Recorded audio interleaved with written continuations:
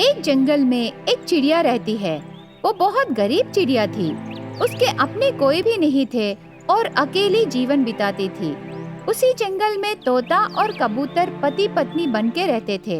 एक दिन तोता और कबूतर चिड़िया के पास जाते हैं। चिड़िया, हमने सुना है तुम एक अनाथ चिड़िया हो। तेरे अपने कोई भी नहीं है क्या? देखने से पता चल रहा है ना, वो अकेली है। आपको क्या चाहिए जी?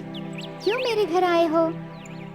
देखो बेटी, हमें बच्चे नहीं हैं, पर बहुत संपत्ति है। अगर तू सहमत है तो हम तुम्हें गोद लेना चाहते हैं। हम तुझे अपनी सगी बेटी की तरह देखेंगे।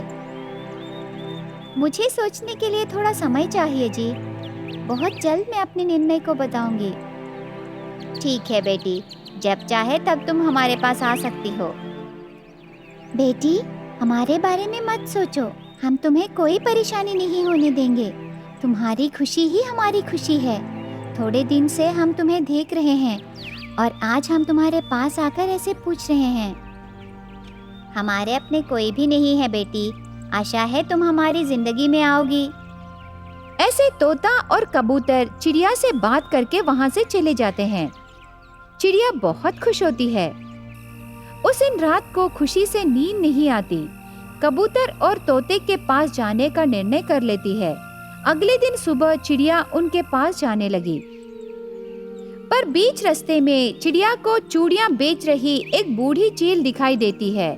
बूढ़ी चील गिर जाते समय चिड़िया जाकर पकड़ती है। संभालो दादी, इस उम्र में चूड़ियां बेचना तुम्हारे लिए मुश्किल है ना? मुश्किल होने से कैसे बेटी, जीने के लिए कुछ न कुछ करना है ना। मेरा बेटा मुझे छोड़ के चला गया। वो गलत रास्ते पर जाकर गलत काम करके जी रहा है। मेरी बहू भी मेरे बेटे का साथ दे रही है। अब मैं क्या करूं बताओ। इसीलिए मैं अपनी खुद की जिंदगी जी रही हूँ बेटी। हो, ये बताओ तेरा बेटा कौन है? यही है बेटी, वो देखो, दूर रही घोंसला दिखाई दे रही है ना, उसमें रहे कबूतर और तोता ही मेरे बेटे और बहू हैं। बूढ़ी चील की बातें सुनकर चिड़िया को आश्चर्य लगता है। कल के दिन कबूतर और तोते उसके पास आकर कहीं बातों को याद कर रही थी। ये क्या दादी, वो दोनों अनाथ कह के मुझे गोद लेंगे कह के कल ही मेरे पास आकर बोले। उनकी बात मत सुनो बेटी। बहुत सारे लड़कियों को उनके साथ ले जाकर बेच दिए। मेरे बेटे के वजह से ही मुझे ये दुस्थिति आई है। तो उनको पुलिस में पकड़ सकते हो ना? वो काम तुझे ही करना है, तुमसे ही होगा। उनको तुम्हें ही सजा दिलाना है। ऐसे कह के बूढ़ी चील मर जाती है। उसे देखकर चिड़िया बहुत दुखी होती है। बूढ़ी चील के अंतिम संस्कार करती है। उसके बाद चिड़िया चूड़ियां बेचना शुरू करती है, पर वो कबूतर और तोते को कैसे भी अरेस्ट कराने के लिए सोचने लगी। इतने में उसके पास एक पुलिस कबूतर आती है। कबूतर चूड़ियां लेते समय चिड़िया उसके मन में रही बात कहने को सोची। मैडम जी, इससे पहले आपको यहाँ कहीं नहीं देखी। क्या आप नए नए आए हो इस एरिया को?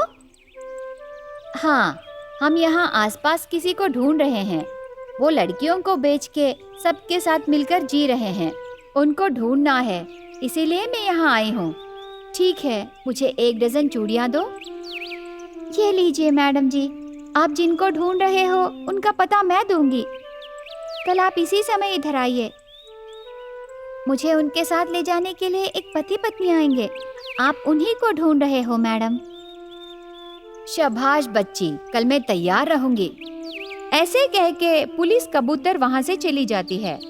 उसके अगले दिन चिड़िया चूड़ियां बेचते समय वहाँ कबूतर और तोता आते हैं।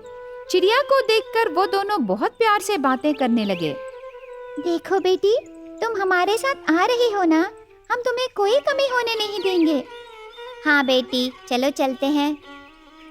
बस करो तुम्हारा नाटक, मुझे सब पता चल गया है। अब तुम बच नहीं सकते। ऐसे चिड़िया कहते समय तुरंत वहाँ पुलिस कबूतर आती है। उसके बाद कबूतर और तोते को अरेस्ट करके ले जाती है। ऐसे पापियों को अरेस्ट कराने पर चिड़िया बहुत खुश होती है। कबूतर और तोते को अरेस्ट कराने पर सरकार चिड़िया को रिवॉर्ड देती है। उसके बाद चिड़िया उन पैसों से चूड़ियों का व्यापार करके खुशी से जीने लगी। एक जंगल में तरह तरह के पक्षी रहते थे। वो उस जंगल में आराम से खाना खाके बदलते मौसम के अनुसार जीना आदत कर लेते हैं। इसीलिए मौसम बदलने पर उनके अनुकूलित वातावरण की तरफ जाना बंद कर देते हैं। एक दिन एक तोता उसकी दोस्त कबूतर से ऐसे कहने लगी, दोस्त, मेरी बात सुनो ना। तुम भी मेरे साथ मिलके कहने से हमारे बाकी दोस्त हमारी बात सुनेंगे।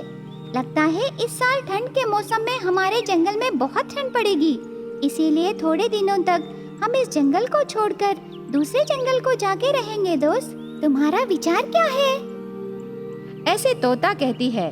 तब कबूतर बहुत आसान से तोते की बात को टाल देता है। अरे, फिर से शुरू कर दी क्या? तू क्यों इतनी डरती है रे? तेरे डर के वजह से ही तुझे सब कुछ ज्यादा लगेंगे। हम पैदा होके इतने दिन हुए, अब तक कितने सारे ठंड के मौसम देखे रे। ऊपर से हमारे पिता और दादा भी यहीं रहे, लेकिन तुम तो कुछ ज्यादा ही डरने लगे। बेकार के डर को हटाकर आराम से रहो तोता। मेरी बात समझने की कोशिश करो। हम सबके सर मत खाओ। अभी मैं यहाँ से जाऊंगी। ऐसे चिड़िया की बात को टालकर चला जाता है। थोड़े दिन बीत जाते हैं। जंगल में ठंड धीरे धीरे से बढ़ने लगा। तब एक दिन चील और कौवा ऐसे बातें करने लगे।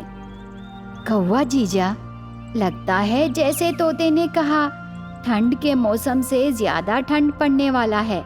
बेचारी, वो हमें बहुत बार बोली, लेकिन हमने नहीं सुना। इसीलिए हमें छोड़कर वो उसके परिवार को लेकर दूसरे जगह चली गई। अभी तो हम कहीं भी नहीं जा सकते और हमें मजबूरन यहीं रहना पड़ेगा कौवा। हाँ जीजा, हमारे बहुत सारे दोस्त अंडे रखे। अगर हम पहले ही उस तोते की बात सुन लेते तो ये अंडे और एक सुरक्षित जगह रख लेते। पर अब हमारे दोस्त उनके अंडों को छोड़कर नहीं जा सकते ना चील जीजा। इस साल हमें इस ठंड से भगवान ही बचाए। पता नहीं क्या होगा, कुछ समझ में नहीं आ रहा। ऐसे बातें करते हैं। इस तरह देखते देखते ठंड की तीव्रता बढ़कर बर्फ बारिश की तरह गिरने लगा। उस ठंड को सह नहीं सके और छोटे छोटे पक्षी मरने लगे। उससे जंगल पूरा उदासी से भर गया। बाकी पक्षी उस ठंड से बचने के लिए सुबह थोड़े धूप रहे समय में जंगल में मिले थोड़े लकड़ियों को लाकर ठंड पड़ते समय उनसे आग जलाकर ठंड से बच जाते। तब एक कौवा ऐसे कहने लगा, पता नहीं ये आग जलाने का आइडिया किसने दिया है। ये बहुत अच्छा आइडिया है। ऐसे हर रोज आग जलाकर हम इस ठंड से बच सकते हैं। ऐसे कह के बाहर आग के पास बैठकर बहुत सारे पक्षी ठंड से बचते समय आधी रात बीतने के बाद बहुत बर्फ पड़ना शुरू होता है। उससे आग बुझ जाती है। उससे सभी पक्षी ठंड से तड़पकर मर जाते हैं। इस प्रकार आग वाला आइडिया भी काम न करने पर बहुत सारे पक्षी बलि हो गए हैं। एक दिन उस तोते का दोस्त कबूतर की पत्नी उसके पति से ऐसे कहने लगी, सुनिए, उस दिन तोते ने बहुत अच्छी बात बोली कि इस ठंड के मौसम में यहाँ रहना ठीक नहीं है करके, पर उस दिन उसकी बात को कोई नहीं सुने।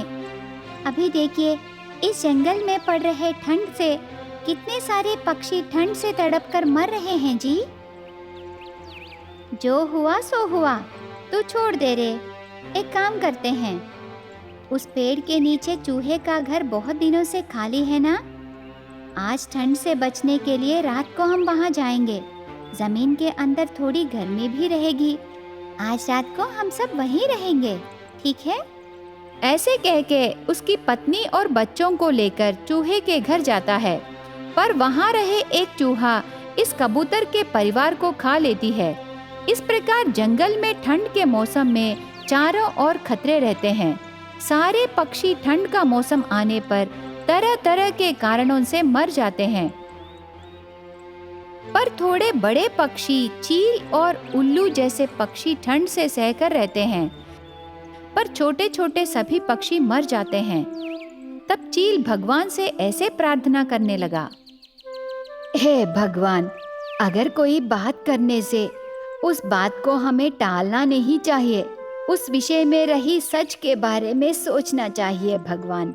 उस दिन तोते ने हमें बताया, पर हमारी कमजोर बुद्धि नहीं सुनी। उसका फल है आज इतनी ठंड को हम सह नहीं पा रहे और बहुत सारे पक्षी मर गए। आज तो हम जिंदा हैं, पर पता नहीं कल परसों हमारी बारी भी आएगी। इसीलिए जीने के लिए तुम्हारे भेजे संदेश को हमें सुनना है। ऐसे कह के भगवान से प्रार्थना करने लगा। ऐसे 2 दिन बाद बहुत ज्यादा बर्फ पड़ने पर रात को चील और उल्लू भी मर जाते हैं। इस प्रकार ठंड के मौसम में जंगल में रहे सभी पक्षी मर जाते हैं।